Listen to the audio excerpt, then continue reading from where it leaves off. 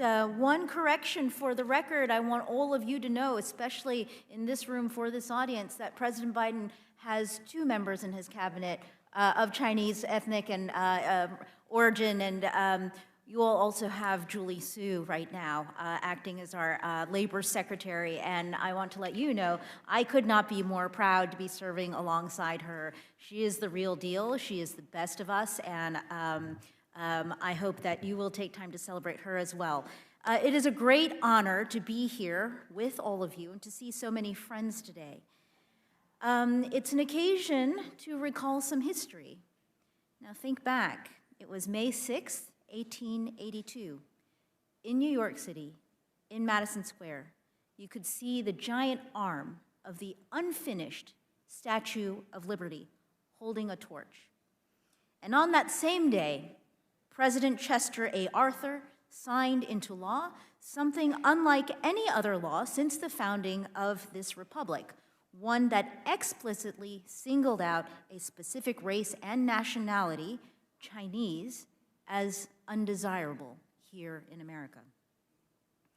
3 years later, in 1885, as a fundraising campaign was underway to pay for the pedestal of the Statue of Liberty, Sam Sung-bo, a Chinese immigrant and recent college graduate, wrote an open letter to the Sun newspaper in which he said, "The word liberty makes me think of the fact that this country is the land of liberty for all men of all nations except the Chinese.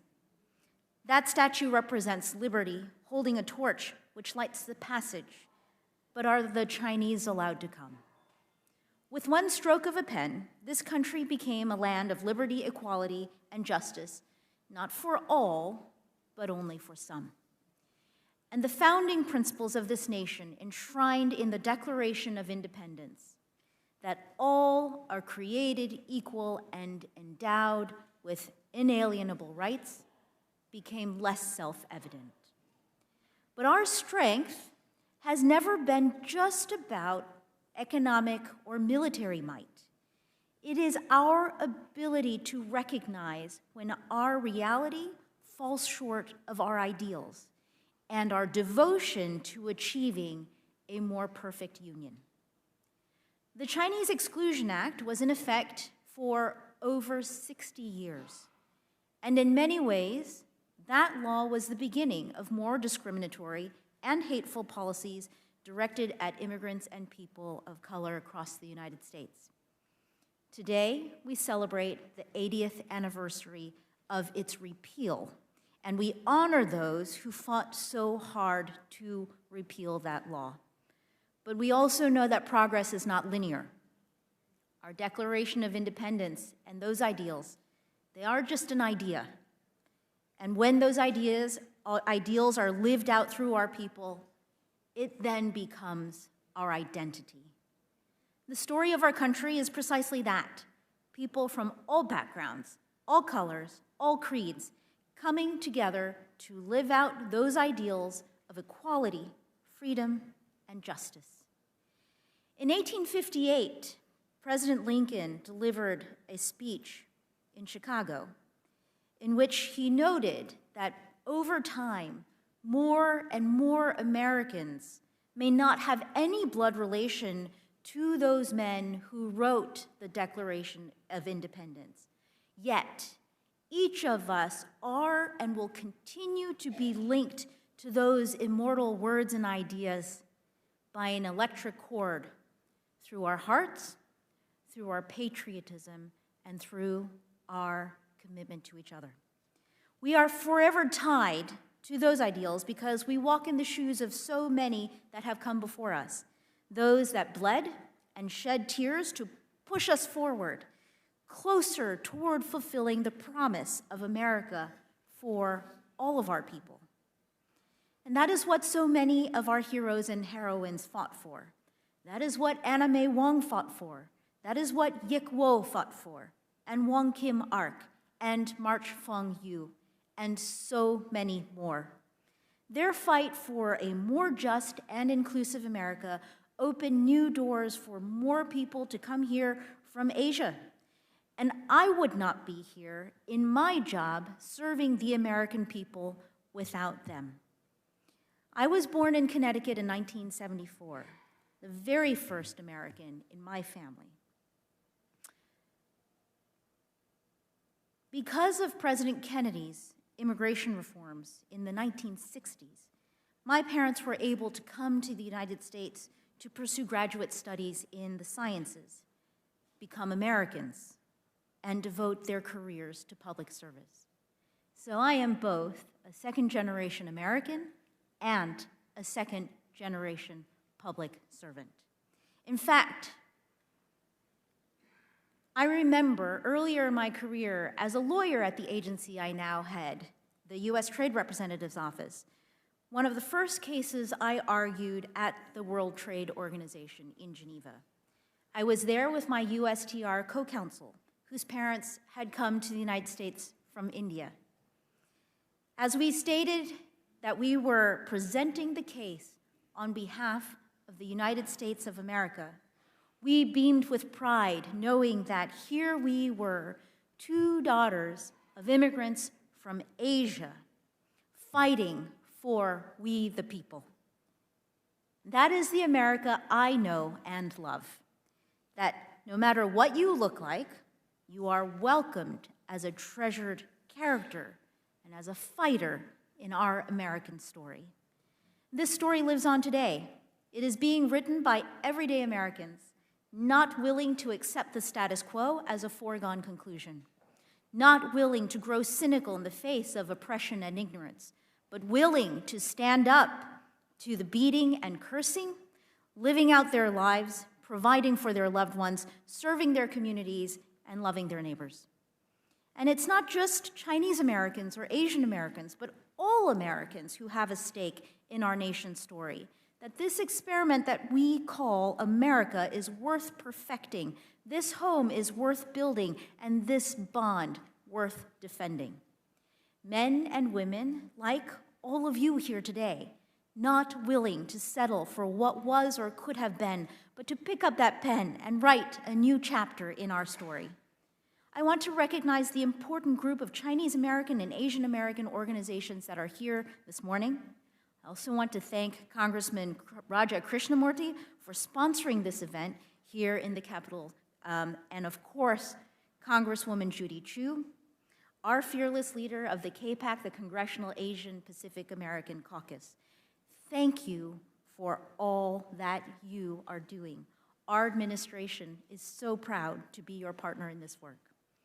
Since day one, President Biden and our entire team has been fighting for you and with you.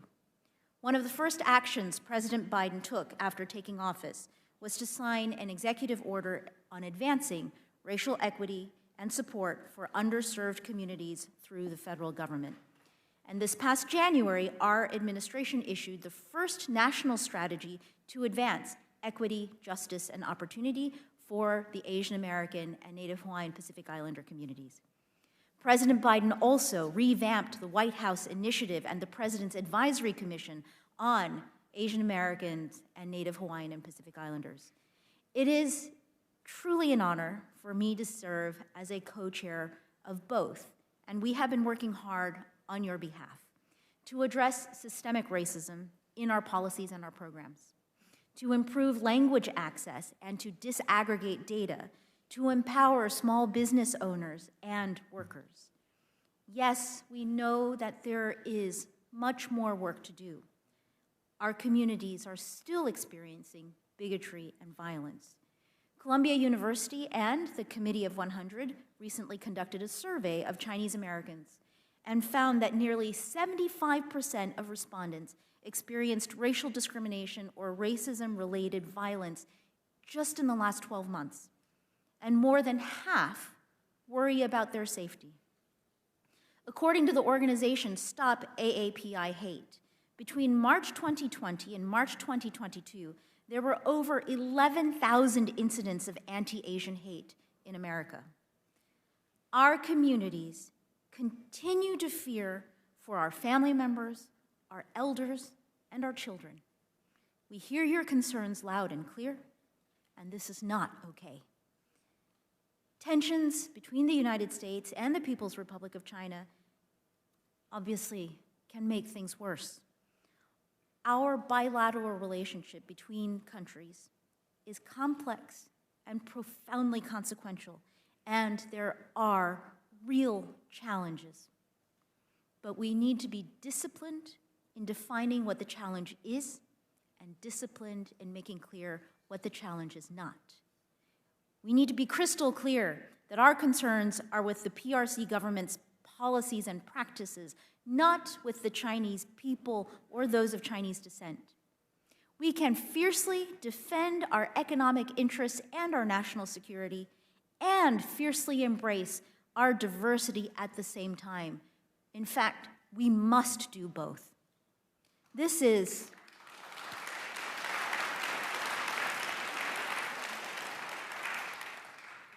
in fact an enormous priority for me and my staff at USTR. We are crafting trade policies that are more just and inclusive.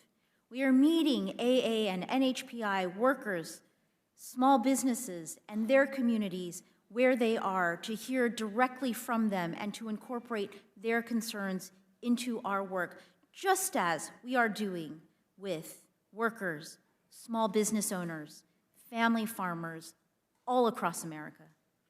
We are making sure our policies reflect the needs and desires of all Americans across our economy, especially those that have been marginalized, not just the ones that can afford Washington lobbyists.